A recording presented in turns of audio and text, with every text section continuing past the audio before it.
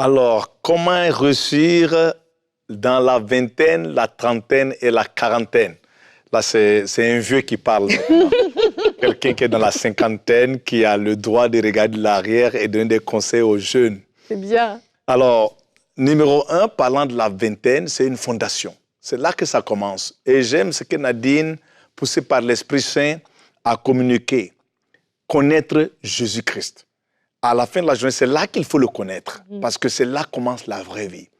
Alors, au niveau des fondations, expérimentées. Maintenant, quand je dis expérimenter, permettez-moi de vous dire, ce n'est pas aller faire de la débauche et se laisser influencer par côte, ce que la société est en train de mettre la pression sur les gens. Tu n'as pas de copain, est-ce que tu as déjà embrassé quelqu'un à la vingtaine? Comment ça se fait que tu n'as pas encore couché avec quelqu'un? Oh, il y a une nouvelle drogue qui vient de sortir, il faut être cool, you know, bro. You know, ce genre de choses. Ça, ce n'est pas de cette expérimentation qu'on parle. C'est de connaître Jésus, c'est de t'exposer à ce qui t'ajoute de la valeur. Vous voyez, voyager, prendre des cours, et avoir des relations et des associations qui sont plus positives à vous passer de l'avant au lieu de vous retenir derrière. Amen. Donc, pendant ces moments d'expérience ou bien d'ouverture à essayer des choses, faites attention à ce que vous essayez, mais donnez-vous la liberté quand même de vous exposer à des bonnes choses. Ça va ajouter beaucoup de choses à vous. Numéro 2, et ça, c'est un point important pour moi, c'est l'éducation et la formation. On vit maintenant dans une société où les gens, oh, tu n'as pas besoin d'aller à l'école, tu peux faire n'importe quoi, business, parce que les gens pensent que le succès, c'est d'avoir de l'argent. Donc, à la fin de la journée, ils se disent, tu n'as pas besoin d'aller à l'école pour avoir de l'argent. Regarde tel milliardaire, il est très. Regarde tel autre milliardaire, il n'a même pas fini l'école primaire. Et l'autre, il n'a même pas fini le secondaire. Ça, ce n'est pas tes références, c'est des exceptions. On remercie Dieu pour eux. C'est leur chemin. Mais pour toi, en tant qu'un jeune qui est dans la vingtaine, il faut privilégier et savoir l'importance de l'éducation formelle et informelle. Donc, assieds-toi sur les bancs, apprends.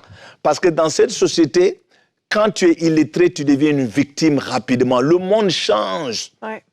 Tu n'es pas fait pour vivre dans le village. Si tu es dans le village, même dans les villages aujourd'hui, dans les coins reculés, les gens apprennent. Ouais. Donc, tu ne peux pas vivre dans la ville, au centre-ville, et abandonner l'éducation. Ne tombe pas dans ces influences. Il faut étudier, c'est important. Et quand je dis informel, ça veut dire quoi? Ça veut dire des fois, il faut s'exposer aussi à des séminaires, apprendre. C'est important. Oui. Point numéro 3. Soyez financièrement conscient.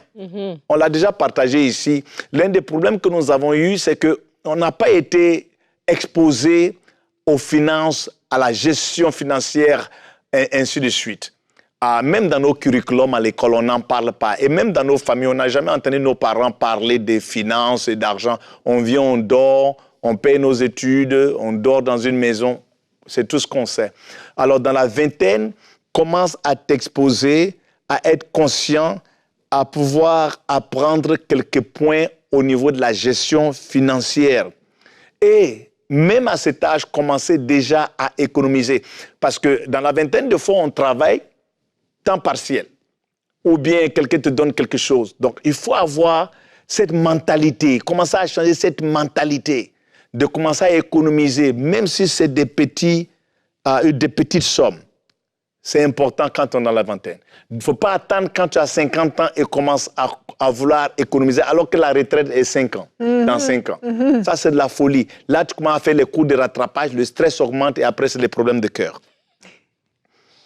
L'autre point que j'aimerais mentionner, c'est la santé et le bien-être. C'est quand on est jeune, 20 ans, on pense qu'on est imbattable. Quelle maladie? Regarde, je suis fort, je suis bien portant.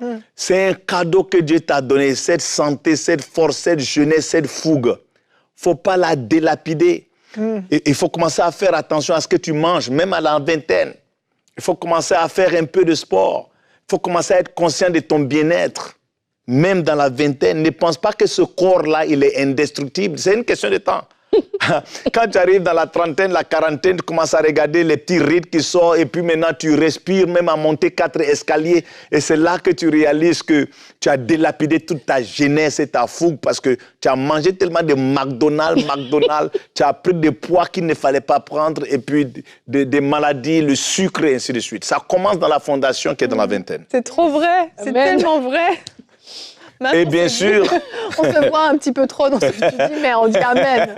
On reçoit, en fait. Vous êtes dans la trentaine, quarantaine, hein? Mais vingtaine. C'est important également d'établir des relations solides. Faites attention à vos associations. La plupart de la délinquance juvénile, c'est par influence. Parce qu'on s'est associé à des gens qui sont des bandits, on devient des bandits. Parce qu'ils nous disent, oh, tu n'es pas cool, il faut que tu sois un tough, il faut que tu sois un dur à cuire. C'est ça que les filles aiment. Tu vois, il faut que tu sois comme ça. Et là, tu veux être maintenant le champion de l'école. Avant que tu ne réalises tes associations, tes amitiés, faites attention dans la vingtaine. Faites attention. Et mon dernier point pour la vingtaine, servez le Seigneur dans votre jeunesse. Amen.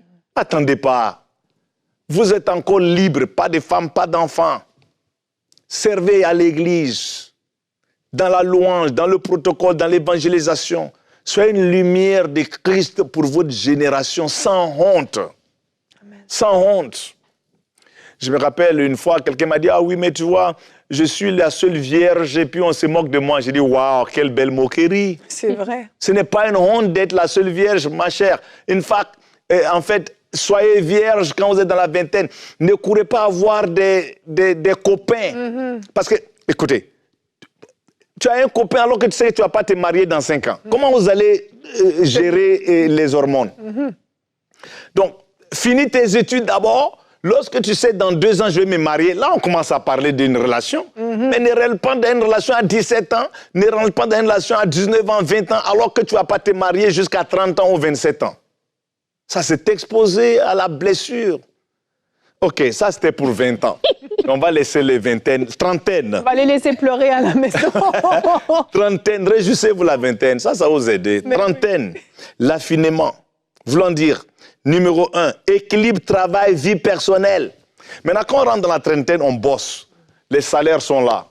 Vous voyez, on pense maintenant à une famille, on veut se marier, on veut acheter une première maison, on veut acheter une voiture, on veut avoir un terrain au Congo, à différentes places, ainsi de suite, Nadine. Alors, il faut avoir une mesure juste, parce que les responsabilités augmentent. Il faut maintenir l'équilibre pour ne pas que tu travailles tellement, parce que tu es tellement motivé par accomplissement, argent, projet, vision, que tu maganes, tu détruis ta santé.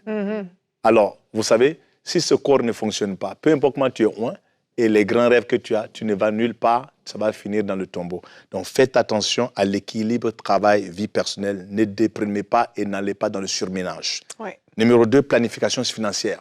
Vous voyez, à 20 ans, on veut s'exposer aux finances, commencer à faire des petites choses. Mais à trentaine, planification financière. Pensez aux investissements à long terme.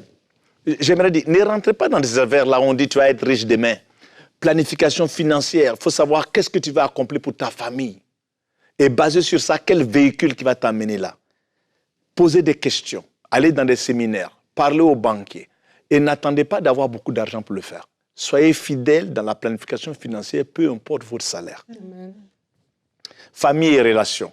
Vous voyez, et quand vous décidez de fonder une famille, adaptez vos priorités en conséquence pour pouvoir renforcer votre relation si vous êtes mariés, passer du temps ensemble en tant que couple et avec les enfants aussi, l'éducation des enfants.